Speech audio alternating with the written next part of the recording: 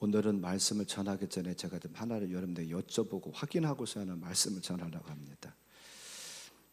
하나님은 공의 하나님도 또한 사랑의 하나님도 되셔요. 그래서 때로는 책망도 하시고 때로는 위로도 하시고 내가 너한테 복을 준다라고도 하십니다. 그래서 성경도 어디를 보느냐에 따라서 사랑의 말씀도 나올 수도 있고 책망의 말씀도 나올 수도 있어요. 그런데 누구나 달콤한 사랑의 말씀은 참 좋아하지만 책망의 말씀은 좋아하지 않습니다. 저는 시골 사람이라 시골에서만 목회하다가 도시 와 보니까는요, 여기는 교회들이 바로 옆에 있어가지고 목사의 설교가 시원치 않다든지 그런 책망의 얘기를 하면 자꾸 옆으로 간다는 거예요. 그래서 책망의 말씀 못한다고 그러는데, 그래서 여러분들에게 여쭤보려고 그래요. 여러분들의 책망의 말씀은 싫고 그냥 달콤한 사랑의 말씀만 달라고 하면 저는 사랑의 말씀만 전하고, 아닙니다, 사랑의 말씀뿐만 아니라 때로는 책망의 말씀도 좋습니다, 그러면 책망의 말씀도 전하려고 그래요. 그래서 사랑의 말씀만 전해주세요 그러면 1번, 책망의 말씀도 전해주세요 그러면 2번. 어떻게 하면 좋겠어요? 최 장로님, 최병돈 장로님 1번이에요 2번이에요? 예? 예? 1, 2번 다. 예. 그러면 문혜경 권사님 대신 대답을 하셨어. 최 장로님 대신에. 그러면 그냥 책망의 말씀을 전해도 됐죠? 문혜경 권사님? 아파도 괜찮지요? 예, 그래요.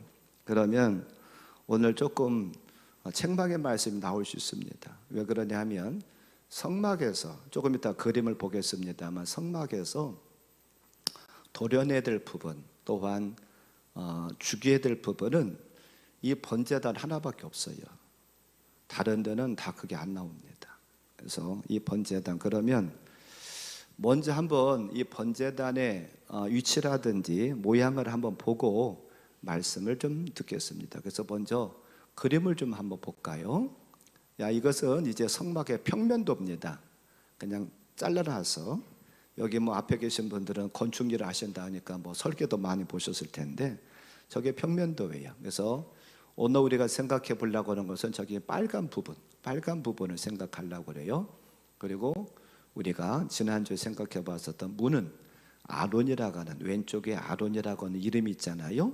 거기 앞쪽 개가 그게 문이었습니다. 그리고 저 빨간 부분이 이제 오늘 우리가 생각해 볼 번제단이고, 그걸 조금 더 가면은 파란색이 나오잖아요. 파란색은 그게 이제 부활절 지나서 생각해 볼 물두멍입니다.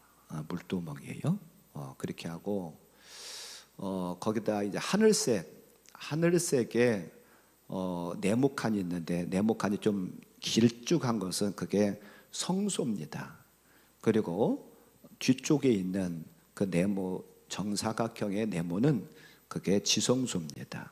그렇게 되어 있고, 지난주에 제가 문을 얘기를 하면서 그 성막의 사방으로 세 지파씩이 텐트를 쳤다라고 말씀드렸는데, 거기 텐트 친 그런 지파들이 나와요. 문 쪽에는 스불론, 유다, 이사갈 세 지파가 텐트를 칩니다. 그 다음에 이쪽 북쪽이 되나요? 시몬, 누벤, 갓. 그 다음에 서쪽은 베냐민, 에브라임, 므낫세, 그렇게 나오죠.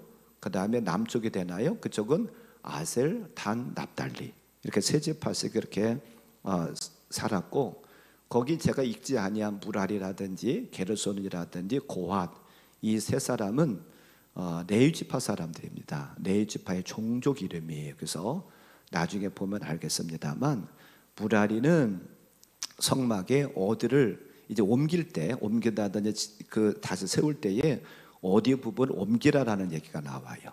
그리고 게르손도 고핫도 마찬가지입니다. 다 그들이 나눠서 그것을 해체하고 또 조립하게 돼 있어요. 그렇게 하고 동쪽에는 모세와 아론이 거했을 거예요. 이렇게 그들을 흩어져 삽니다. 이게 이제 평면도예요. 그러면 이것을 입체적으로 한번 보겠습니다. 입체적으로는 어떻게 생겼을까? 이제 저렇게 생겼습니다. 입체적으로는 우리가 그래서 성막의 바깥 그 포장을 생각해 보았고, 지난주에는 문을 생각해 보았고, 그리고 문을 열고 제일 먼저 나오는 곳이 어디냐면 번제단. 그리고 더 들어가면 이제 물두멍이 나오고, 더 들어가면 거기 저 포장같이 뭐 또 쳐놓은 데 있잖아요. 시커멓게 쳐놓은 곳, 그게 뭐냐면 성소와 지성소의 자리입니다. 그렇게 하면 되고, 자 그러면 번제단은 조그맣게 보이니까 좀 잘 안 보일 수 있는데요. 저것만 하나 떼어가지고 한번 보지요. 저 그림만. 자 그럼 이렇게 생겼습니다. 이렇게 지금 우리가 출애굽 27장 1절부터 8절까지를 읽었는데, 이거 만들라는 거예요. 이거 지금 번제단 만들라고 그러는 거예요. 번제단을 어떻게 하느냐면, 규격은 5규빗 5규빗. 그러니까 5규빗이면요 1규빗에 50cm였으니까 상당히 큽니다. 2m 50이에요. 상당히 크지요. 상당히 큰 정사각형의 번제단입니다. 그리고 높이는 3규빗 1.5m입니다. 제 거의 키만큼 크죠. 제 눈높이 정도 될 겁니다. 크죠. 그 다음에 거기에 이제 네 구탱기에 뿔이 달려 있습니다. 이것은 이제 복음이 사방으로 전파될 것을 이제 상징하는 거고, 거기에 보면 또 고리가 있어요. 중간쯤에서 고리가 있어가지고, 그리고 고리하고 거기다 채를 해서 그것을 메고 날르게 돼 있습니다. 그 레위 지파의 어깨에 메고 날르게 돼 있어요. 그래서 날르기 위해서 저것을 지금 고리와 채를 껴놨습니다. 그리고 놋 그물망이 있는데, 이것은 놋으로 만듭니다. 우리가 고기 구워 먹을 때 이 망을 해놓고 망 위에다 고기 밑에 숯불 있고 하는 거 있잖아요. 그거 비슷합니다 지금. 그리고 저 망은 놋으로 되어 있고요. 또 지금 이 조각목은 번제단은 조각목으로 만들고 놋으로 싸게 되어 있습니다.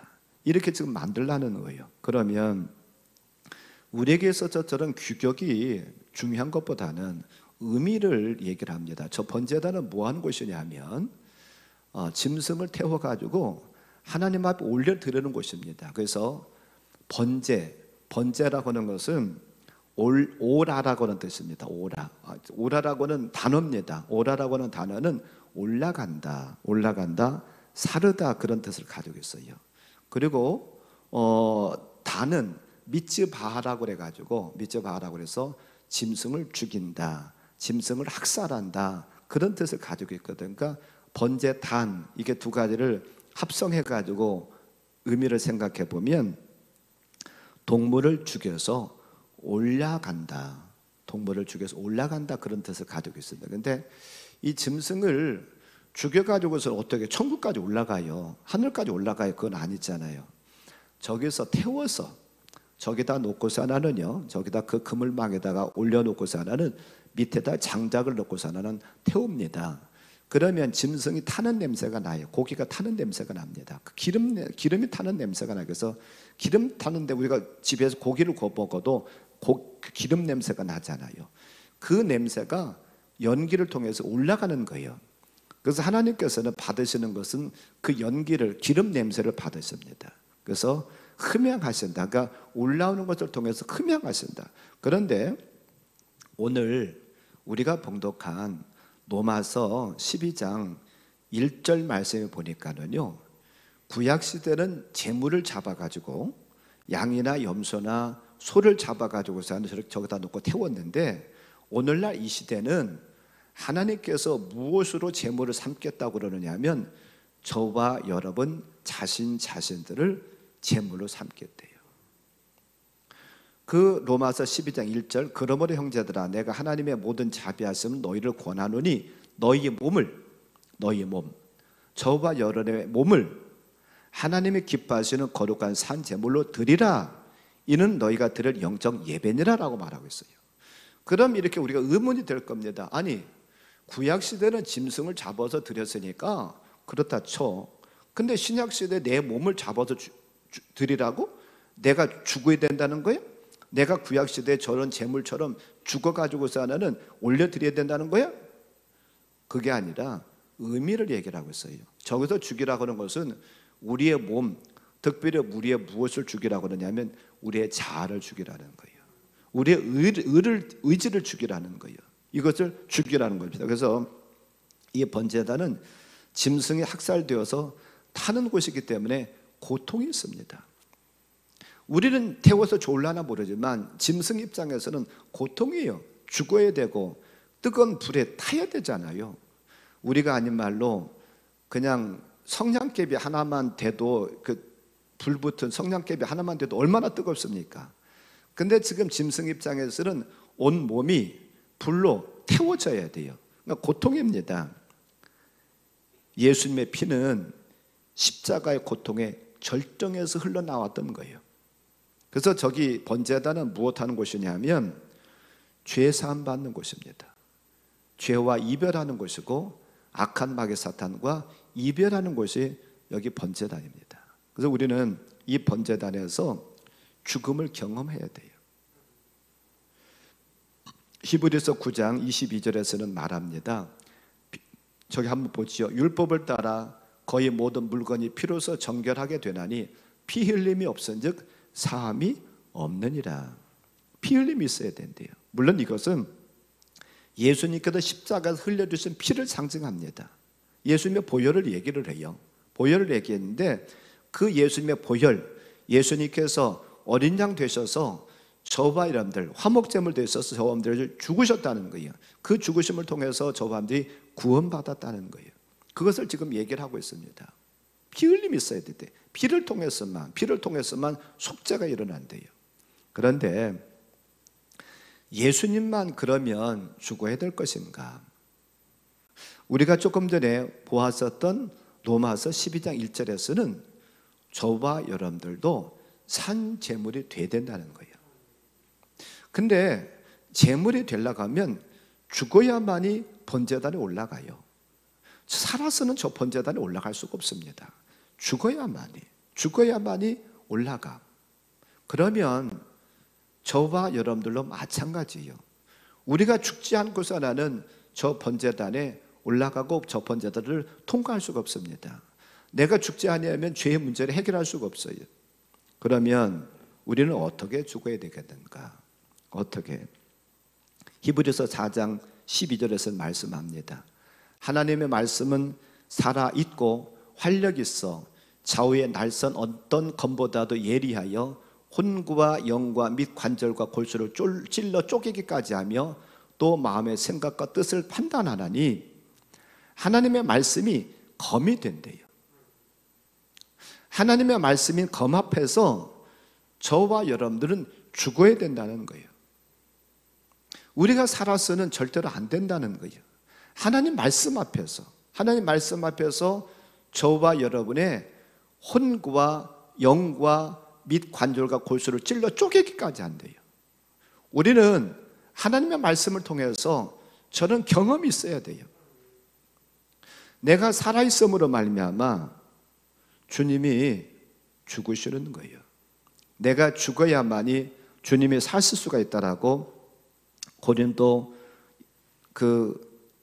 후서 4장에서는 말씀하고 있습니다. 고린도서 4장 10절 11절 이렇게 말합니다. 우리가 항상 예수의 죽음을 몸에 짊어지면 예수의 생명이 또한 우리 몸에 나타나게 하려 함이라. 우리 살아있는 자가 항상 예수를 위하여 죽음에 넘겨지면 예수의 생명이 또한 우리 죽을 육체에 나타나게 하려 함이라. 우리가 죽지 아니하면 주님의 생명이 나타날 수가 없대요. 내가 죽어야, 저와 여러분들 죽어야만이 주님의 생명이, 주님이 나타난다는 거예요. 우리가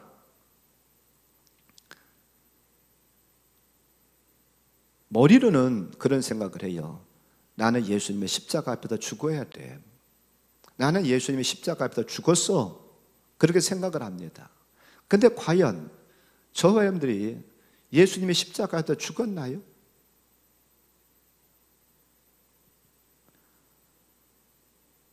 저는 초등학교 다닐 때 저희 집에서 초등학교를 가려고 하면 공동묘지가 있었습니다. 그래서 그 공동묘지를 지나가야 초등학교가 나와요. 근데 2월 말 3월 초 요 정도 되면은요, 그 묘지에다가 불 놓기가 참 좋습니다. 각 많아가지고서 너무 좋아요.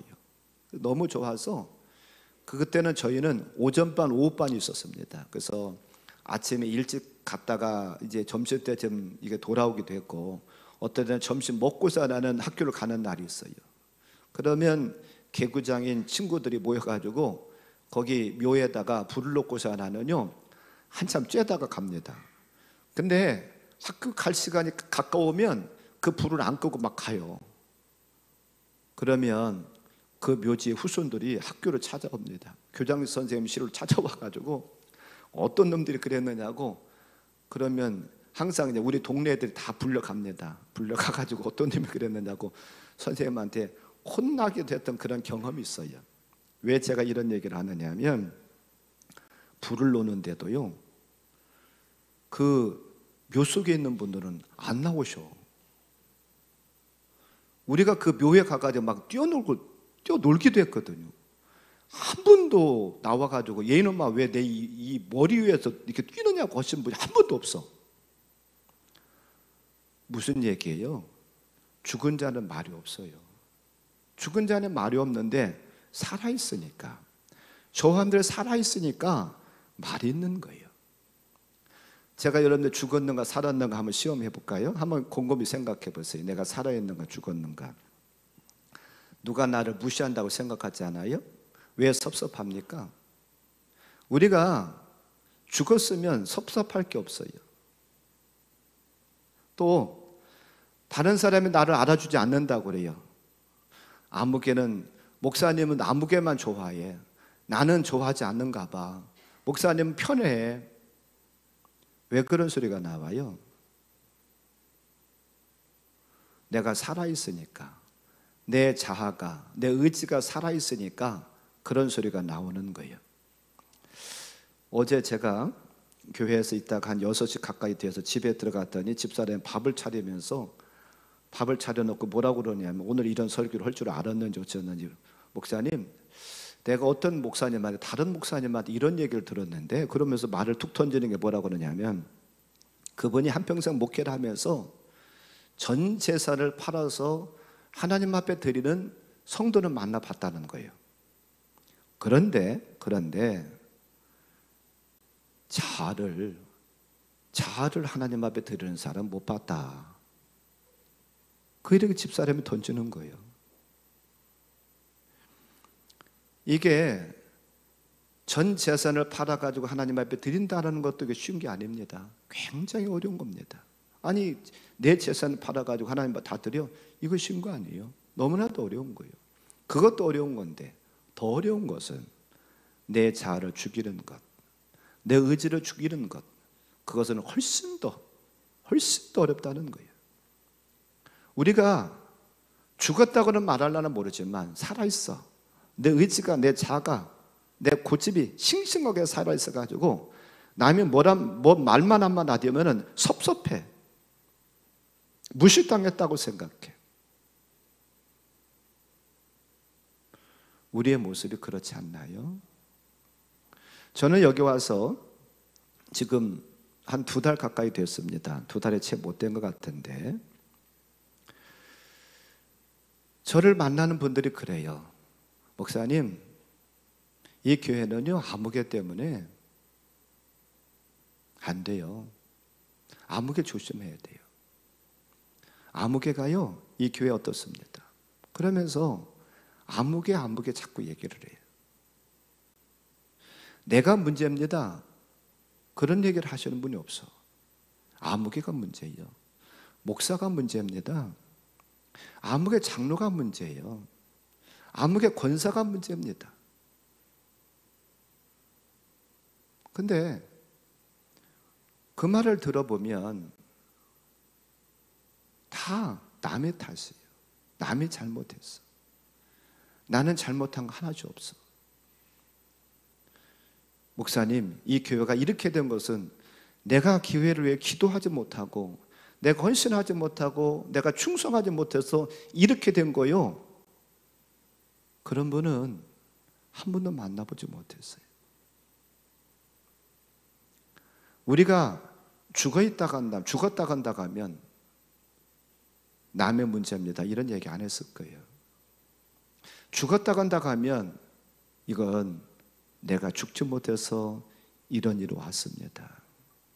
이 교회가 이렇게 혼란스럽고 이렇게 분열이 일어나고 서로 성도들 간에 상처 입은 것은 내가 예수님의 십자가의 사랑을 나타내지 못한 겁니다 라고 하는 분은 한 번도 못 봤어.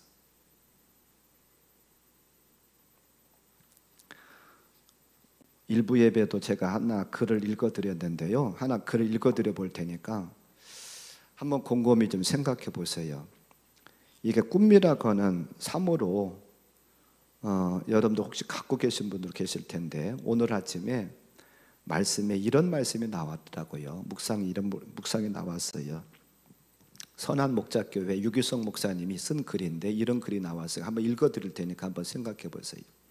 어느 젊은 나그네가 배에서 내렸는데 마을 사람들은 그의 슬기롭고 경건하고 겸손한 태도를 보고 그를 수도원으로 데려갔습니다. 수도원 식구들은 젊은이를 따뜻하게 환영해 주었습니다. 그러던 어느 날 수도원장이 젊은이에게 말했습니다. 자네, 이 수도원에서 쓰레기를 좀 치워주겠나? 그런데 그날 젊은이의 종적이 사라졌습니다. 모두들 이상하게 생각했지만 아마 청소하는 일이 적성에 맞지 않았던 모양이라 여기고 넘어갔습니다. 이튿날 수도승 하나가 거리에 나갔다가 우연히 그를 발견하고 그를 불러 세웠습니다. 원장님이 시키신 일을 그렇게 물리치다니, 자네가 오르려는 사다리가 남을 섬기는 일을 통해서만 오를 수 있는 사다리인 줄 몰랐던가? 이 말을 듣고 젊은이는 울음을 터뜨렸습니다. 쓰레기를 치우라는 말씀에 사방을 구석구석 살폈지만 어디에서도 쓰레기를 발견할 수 없었습니다.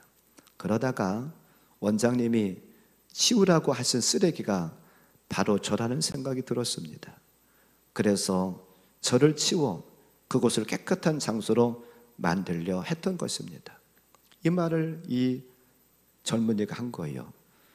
스스로 성찰하여 때로 자신을 교회의 쓰레기가 아닐까, 사회의 쓰레기가 아닐까 돌아보면서 자신의 부족함을 일깨우는 그리스도인들이 되어야 합니다. 오직 회개할 뿐입니다. 그리고 주 예수님의 십자가를 붙잡아야 합니다. 이게 지금 유기성 목사님이 쓴 마음의 중심을 깨끗하게 하자라고 하는 제목의 글입니다. 이 글 어떤 글입니까? 잠깐 다시 한번 내용을 설명드리면, 어떤 젊은이가 수도원에 들어갔다는 거죠. 수도원에 들어가는 수도원장님이 젊은이 여기서 청소하는 일을 좀 맡아주게 했는데 그 젊은이가 사라졌다는 거예요. 그래서 아마 그 사람 청소하는 일에 소질이 없고 적성에 안 맞는가 보다, 그 사라졌는가 보다 그랬는데, 그 다음날 그 수도원에서 수도를 하는 수도승 하나가 길거리 가서 만났어요. 당신은 왜 원장님께서 시키신 청소 일을 안 하고 여기 와 있느냐 그랬더니 하는 말이, 원장님이 그 일을 말씀하셔서 내가 구석구석 쓰레기가 어디 있는가 살펴봤지만 쓰레기는 찾아볼 수 없었습니다. 그런데 곰곰이 생각해 보니까 내가 쓰레기 같아서, 내가 쓰레기 같아가지고, 내가 수도원에 계속해서 있으면 이 수도원이 쓰레기장이 될 것 같아서 내가 거기서 나오는 것이 수도원을 아름답게 보존한 일 같아서 내가 거기서 나온 것입니다. 그 말 했다는 거예요. 그러면서 유기성 목사님 뭔 얘기를 해요? 내가 교회의 쓰레기는 아닐까, 내가 이 사회의 쓰레기는 아닐까 생각해 보라는 거죠. 우리는 지금까지 어떤 생각을 했느냐 하면, 남이 쓰레기라고 그랬지 내가 쓰레기를 생각 안 해봤어요. 남이 문제라고 그랬지, 남이 자아가 죽지 않아서, 아무개가 죽지 않아서 문제라고 그랬지 내가 죽지 않아서 문제라고 한 번도 생각해 보지 않았어요. 그래서 이 교회가 이런 아픔을 겪고 있는 것은 아닐까요? 주님께서 이 재단을 보실 때에 주님이 얼마나 마음 아프실까요? 주님의 심정으로 한번 생각해 보길 바랍니다. 저도 이 교회에 와서 지금 2달이 채 안 됐는데도 납득이 안 되는 일도 많고 있고 이해가 안 되는 일이 있어요. 속상한 일이 있어요. 인간인 저도 그런데 주님께서 보실 때 얼마나 마음 아프실까? 주님이 이 교회의 모습을 보시면서 눈물을 쉬지 않으실까? 우리가 예수님을 다시 십자가에 또 못 박는 그런 일을 하는 우리의 모습은 아닐까? 나는 쓰레기라고 생각 안 했어. 다른 사람이 쓰레기라고. 다른 사람이 쓰레기지. 어떻게 내가 쓰레기야? 나는 충성했는데, 나는 헌신했는데, 나는 제대로 했는데. 이것은 아직도 죽지 않았다는 얘기예요. 왜 교회에서, 왜 가정에서 분란이 일어납니까? 왜 가정에서 부부싸움을 합니까? 아직 남편이 죽지 못해서, 아직 아내가 죽지 못해서 부부싸움을 하는 거죠. 죽은 자는 말이 없습니다. 가정에서 분란이 일어나는 것 아직 죽지 않아서 그래요. 교회에서 분란이 일어나는 것 왜 그렇습니까? 우리가 아직 하나님 앞에 죽지 않아서 그래요.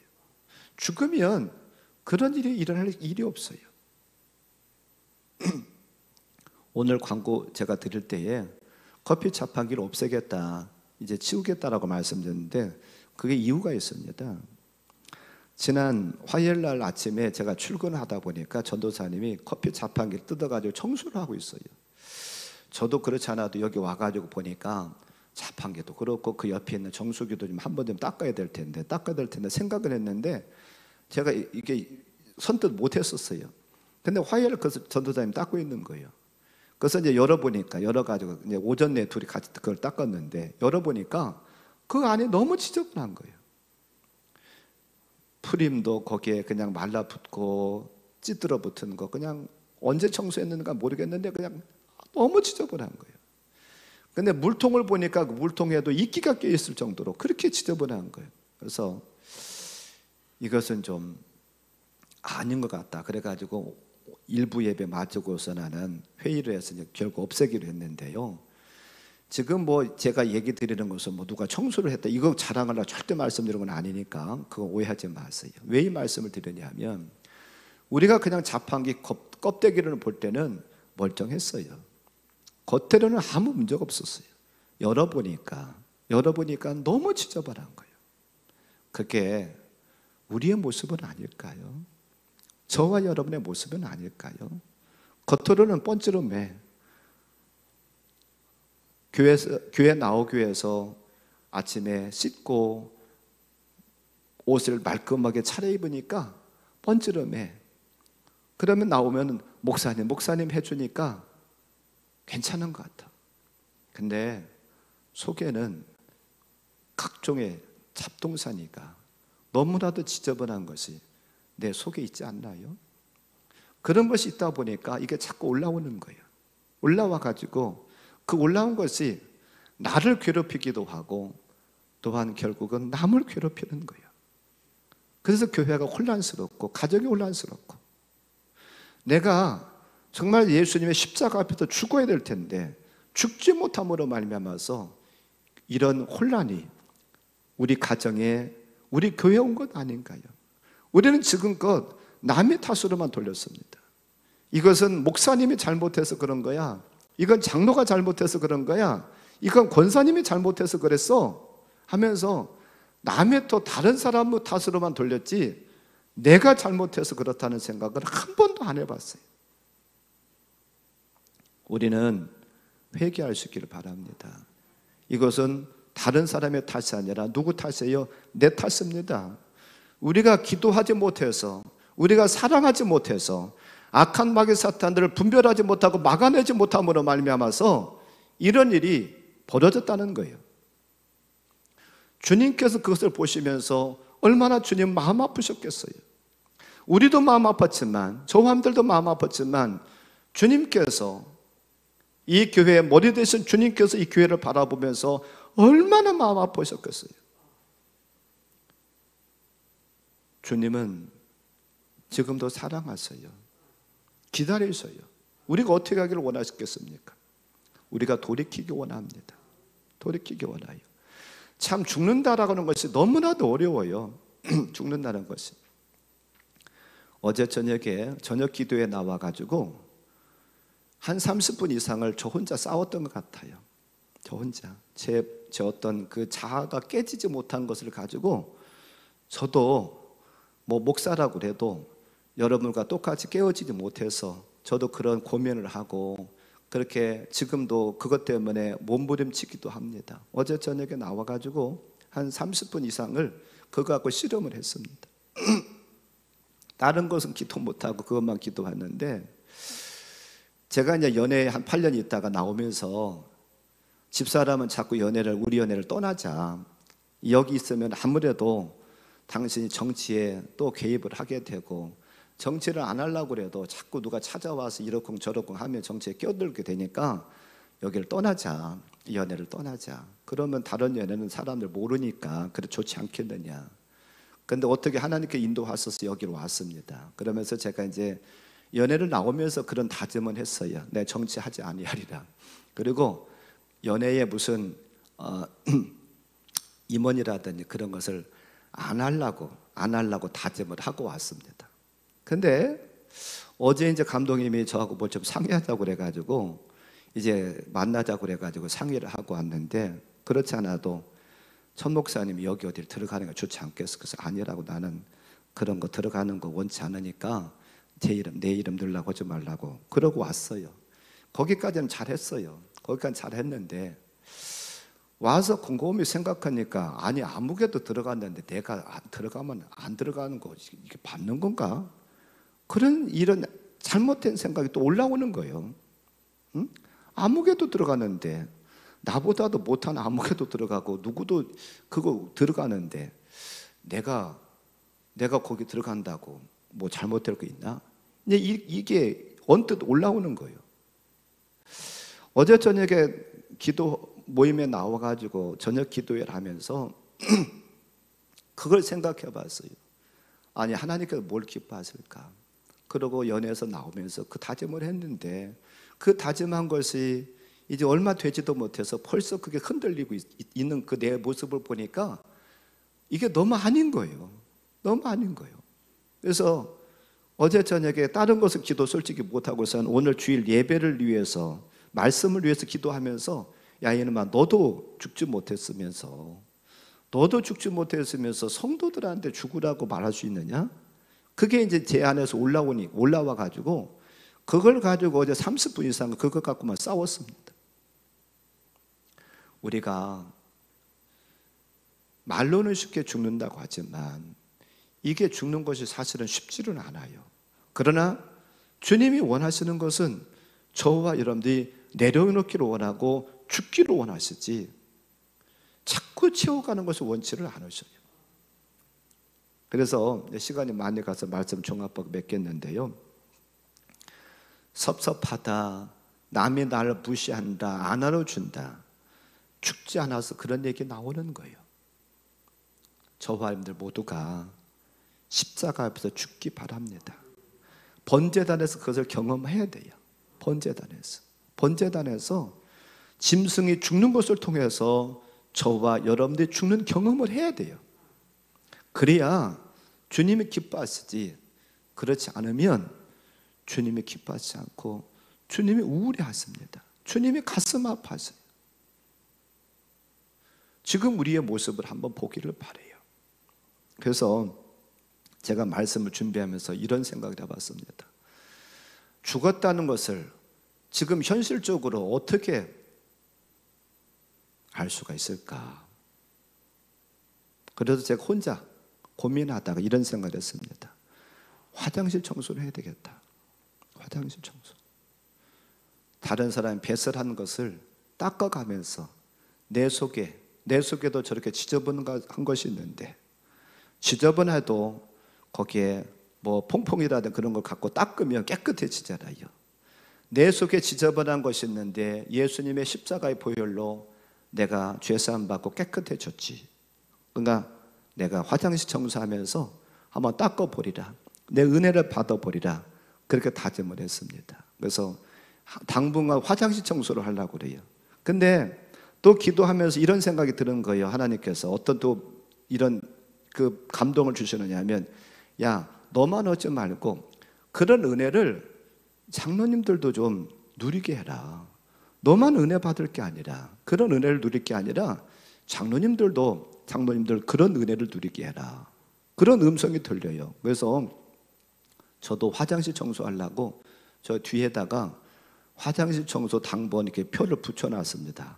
그래서 3월달, 4월달은 저하고 집사람이 하려고 이름 적어놨어요. 혹시라도 장로님들 중에서 여기 1층에 있는 화장실, 교육관에 있는 화장실 청소 자원하는 분이 계시면 거기 제가 저 뒤에 그 필경대 위에다가 올려놨으니까 누구라도 자원해 주시기 바랍니다. 그래서 저처럼 닦으면서 내가 이렇게 지저분한 존재인데 주님의 보혈을 통해서 내가 구원받았지, 사함받았지, 그런 은혜를 누리는 저함들 되길 바라요. 그래서 억지로는 안 합니다. 그리고 제가 이런 은혜 받을 수 있는 것은 장로님들한테만 기회를 드리려고 그래요. 권사님들은 혹시라도 나중에 기회가 있으려나 모르겠지만 우선은 거기 몇 칸 안 돼요. 몇 칸 안 되기 때문에 권사님들까지 한다 그러면 안 될 것 같아가지고 장로님들하고 그 장로님 부인 그 부분들한테만 제가 특권을 드리려고 합니다. 그래서 혹시라도 그런 의미를 생각하면서 나도 거기에 동참하겠습니다라는 분이 계시면 뒤에 나가시다가 거기다가 써놓고서 나는 그 한 달만 여러분들 하시기 바랍니다. 그래서 우리는 예수님의 십자가 앞에서 죽읍시다. 예수님의 십자가 앞에서 내 자가 죽고 내 의지가 죽어야 됩니다. 내 뜻이 죽고 내 방법이 죽어야 돼요. 그래야 주님이 살고 그래야 이 교회가 살아요. 그래야 저와 여러분들 가정이 삽니다. 내가 죽지 아니하면 우리 가정도 우리 교회도 소망이 없습니다. 내가 죽을 때에 저와 여러분들 죽을 때에 내 가족이 소망이 있고 이 교회가 소망이 있고 이 나라가 소망이 있어요. 아무쪼록 저와 여러분들 죽음으로 말미암아 여러분의 가정이 또한 이 교회가 소망 있는 재단 되기를 주님의 이름으로 간절히 축원합니다. 오늘 이 말씀 붙잡고 한 2분 동안만 오늘은 조용하게 우리 자신들을 좀 바라보면서 내 자신을 살펴보면서 내가 죽었나? 내가 정말 살아있는 장가? 내가 죽은 장가? 한번 살펴보기를 바라고 내가 아직까지도 죽지 못하고 살아있다고 하면 주님 앞에 간절히 간구하기를 바랍니다. 주님, 나도 죽고 싶어요. 예수님의 십자가 앞에서 죽어서 내가 정말 이 교회에 쓰임받는 내 가정에 쓰임받는 자가 되고 싶어요. 주님 앞에 간절히 호소하는 묵상 기도로 한 2분 동안만 같이 기도하겠습니다.